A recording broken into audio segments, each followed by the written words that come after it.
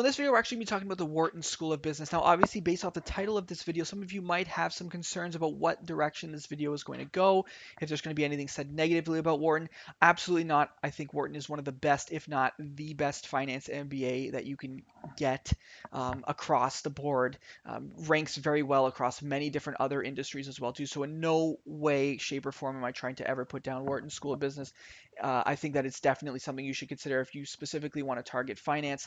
It's obviously one of the top, if not the top of all time. So definitely something to consider there. But this is specifically targeted for a select group of people who would look at Wharton, who I think should maybe consider other options as well. Not because Wharton would be a bad choice for them, but just because of the fact that there are things I think they need to really consider before they specifically devote to Wharton.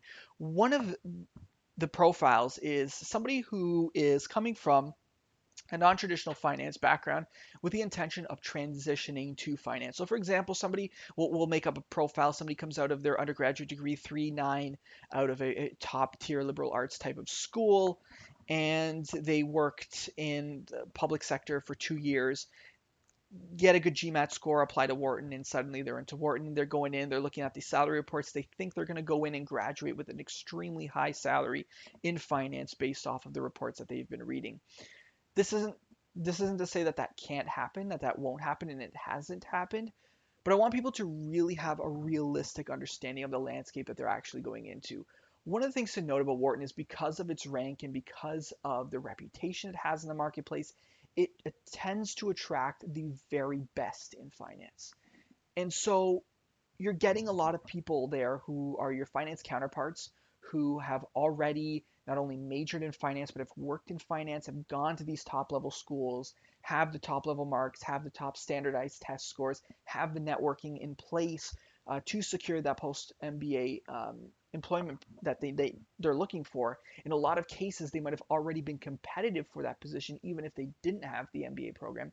This is really just to solidify. In some cases, their companies are actually sponsoring this MBA program as well too. And so I want people to have a very realistic understanding of the fact that this might be the cohort that you're competing for when you are talking to recruiters and employers in the future. Now, this is in no way designed to discourage you or to tell you not to apply.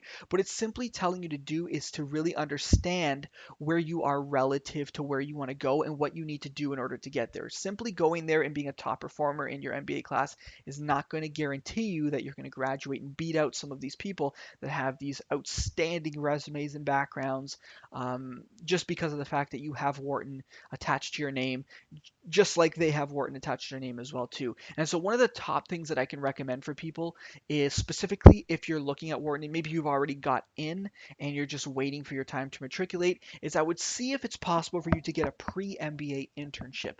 This is probably the best thing you can do, just because, if for no other reason but to already start building out that network, maybe to even secure your internship for between first and second year. The other thing as well too is it'll give you a general understanding or a background into what type of finance you actually want to practice.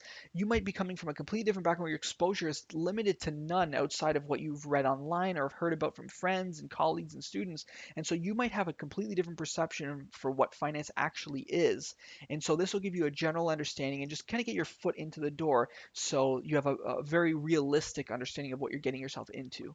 In addition to this, I really urge people to do some type of credential beforehand, something that doesn't require any formal experience or any formal education for you to write. A great example of that would be the CFA level 1 and 2. I don't know if there's any work experience requirements for level 2. I don't believe that there is, but this is a great method for you to really get an understanding of finance, but also to just teach you a lot of the material that you're going to encounter in the MBA program. Going to be very, very rigorous. It's going to be a lot of new material you haven't learned, and it's going to be completely new to you, and this is going to be recap for a lot of the people who have come from this background already. And if you're competing with these people for internships and employment prospects, you need to ensure that you have top marks. And so exposing yourself to this information beforehand is going to be extremely beneficial. It's also going to show a lot of the recruiters that you have the drive and determination. You're taking this thing really seriously, and that you're really trying to pursue this and make yourself as competitive for your internships and employment prospects as possible. The other thing might be just taking some accounting courses, just familiarizing yourself, like I said, with that.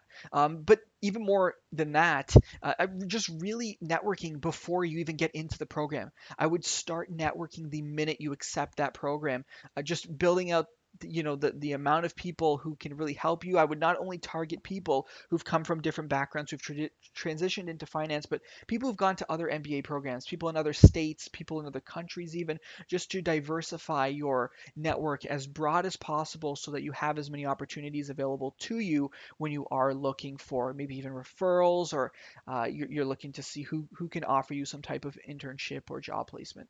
This will also give you some idea of some tips and tricks and just general things you should know before you go into the actual program. Great to get in touch with some other Wharton candidates before you get into the actual program, just to see what their experiences were like, what things they could recommend if they would do it differently, or just things you should be aware of. So I would definitely recommend this, particularly like I said, you're coming from a non-traditional background, you're going to need all the help that you can get if you want to be as competitive as possible when you're making that career switch. So I would pull out all stops just so you can really focus on the things that really do matter. And so even if you've done all this, you might join a lot of clubs, take leaderships in these clubs, and leadership positions within these clubs, I should say, and do a lot of these extra credentials and network and perform really well in your classes and do all the great things that you should be doing to make you more competitive.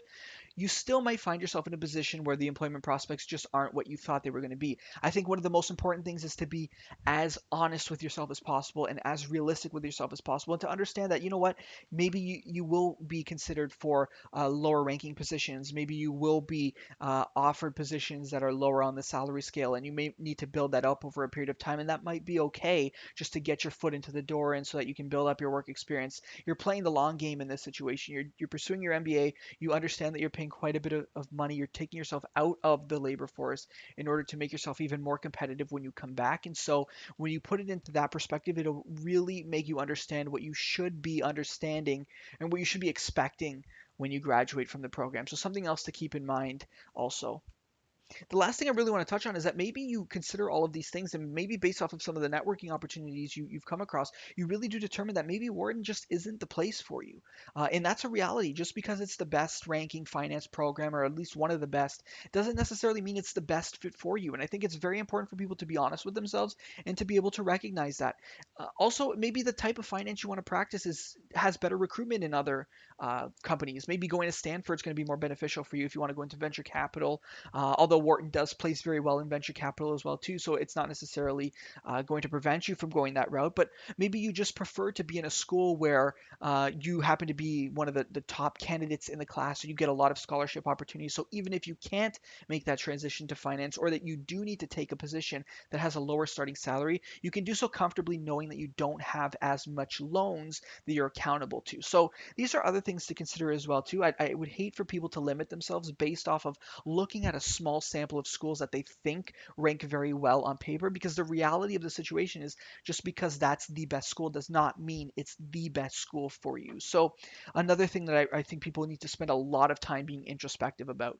So that's going to be it for this video. Like I said, I don't want to discourage anyone from applying to Wharton or looking to Wharton. If you can get in, that's probably going to be the hardest barrier. But if you can get in, it's definitely a school I would highly consider for anyone, depending on what you are looking for specifically out of a program. But if you have any questions specifically, or if you have any video requests, make sure to leave it in the comment section below. Do my best to answer and accommodate in any way that I can. But thanks again for watching, and hopefully we'll see you in the next one.